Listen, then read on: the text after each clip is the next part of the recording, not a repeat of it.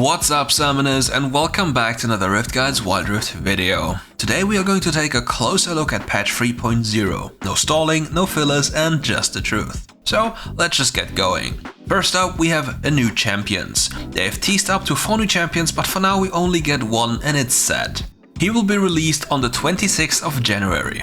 With the new patch we also get new features. Guild vs Guild is returning for Season 2. We also get a new Lunar New Year Map. And for all the doubters out there, we get the voice chat back, but for now only for pre-made teams to test it. There's also some changes to the gifting system, because recently there's a lot of fraudulent activity. So the daily gifting cap will be reduced from 5 to 2 per day, and the friend gifting requirement goes up from 72 hours of being friends to 2 weeks of being friends. Every content creator will make sad noises after hearing this. And of course, new patch, new wild pass, and this time with Hextech Galio and a lot of other rewards. And if you were an enjoyer of the ultra rapid fire mode, it's coming back, and it's here to stay. Now it's time for the pay to win content, skins. Starting on the 19th, we have 5 skins that are going to release. Firecracker Jinx, Hexplorer Galio, Radiant Wukong, Warring Kingdoms Garen, and Warring Kingdoms Vi. On the 26th, we have Firecracker Diana, Zed, Teemo, Tristana, and Jin Zhao. And next to that we have new accessoires, emotes, baubles, you name it, they have it, so get your wallets ready. And what would we do without new events? Name the Champion is coming back, and we get a new one with the Lunar Banquet. And now, before we move on to the heart of the patch, we are going to take a small break for a question of the day. What are your wishes for 3.1? Let me know in the comments below.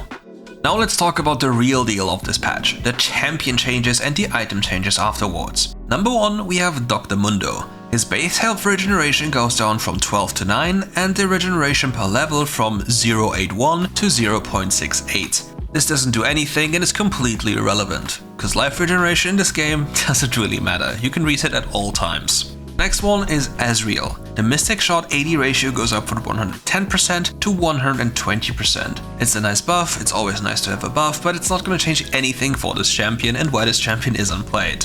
Next to Ezreal we have Jax. Base health regeneration goes up from 9 to 12 and the regeneration growth goes up from 0.55 to 0.81. Another change to Jax is his passive ability. Relentless Assault gets a different scaling. Normally it was scaling attack speed per stack and per level with a percentage. Now it gets fixed to specific level states. And weirdly enough, unless I can't do math, this looks like a late game buff to me, which is kinda weird if you consider the late game strength of a Jax.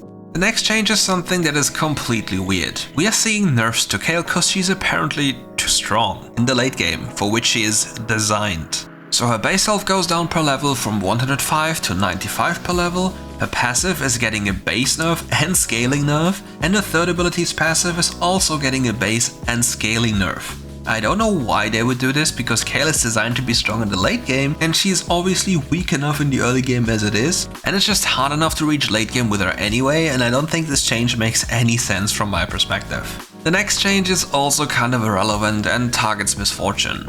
The bonus movement speed from his second ability is going down, which, yeah, nice, it's a nice nerf, but it doesn't change anything which makes her problematic. And the next change is probably the biggest joke I've seen in a long time. Number 1, the bug fix of Morgana's first ability. This was hotfixed some days ago, I don't remember when, or maybe even some weeks ago. But the real meme is the increase to a second's ability's damage to monsters, from 150% to 200%. By the way, just in case you didn't know, Morgana was able to clear her jungle 4 camps without a leash under 1 minute and 25 seconds. So she was level 4 before Scuttlecrab spawns, which means she now has even more time to do whatever she wants to do. This doesn't make any sense. The next change is also quite weird because it's just another base regeneration buff for Riven. Doesn't matter, completely irrelevant that it goes up. The next change targets Tryndamere, and for some reason they believe he is too strong in the jungle, so they removed the cooldown reduction of his third ability from critting monsters. I have no idea what this is supposed to be, but don't ask me, I have no idea. So Kayle is the clear loser of this patch, getting nerfed for no reason, and Morgana the clear winner, getting buffed for no reason. Good joke.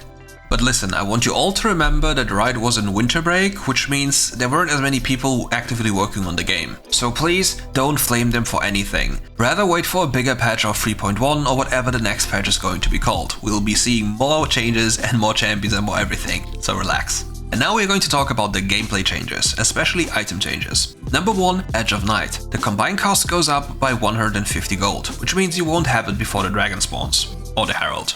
The next change targets an item which is the most irrelevant item in WildRift, by the way, Essence Reaver. Attack damage goes up and the mana restoration goes up. Yet again, mana restoration on this item is just a joke, and it's overall a joke item unless you build it later on, because most of the champions don't really want this item because it's bad. If you want mana, build Mana Mune. If you want crit, go IE. And if you are cocky, build this item 4th or 5th and then you're smiling. My honest take about this item, please make it like on League PC and then it's actually a good item. The next item is Hextech Megadrive, and especially for enchanters who get cooldown reduction via heals and shields, and this time they remove the cooldown from 5 to 3 seconds. Doesn't really matter yet again, it's just irrelevant. After this we have another change to runes. Yes, I know most of you expected a lot more, but no. It is just Brutal getting nerfed, and in a way which doesn't even matter. All of you remember that Brutal has bonus armor penetration and magic penetration, so they're just removing this part of Brutal, so it's nearly irrelevant.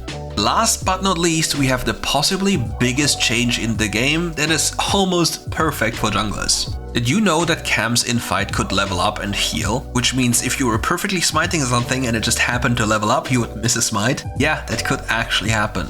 If you for example do Crocs and walk to red buff, you'll see it level up in fight and gain HP. The same thing can happen to monsters bigger than normal monsters such as dragons, heralds or whatever else. And then missing a smite gets astronomically tilting. And now let's talk about the free-to-play champion rotation. Starting from the 20th to the 26th of January, we have Akali, Evelynn, Morgana, Pantheon, Rakan, Rammus, Vayne, Veigar, Wukong and Xayah. Starting on the 27th of January to the 2nd of February, we have Alistar, Corki, Jace, Katarina, Cannon, Nunu, Willem, Orianna, Rengar, Senna and Varus.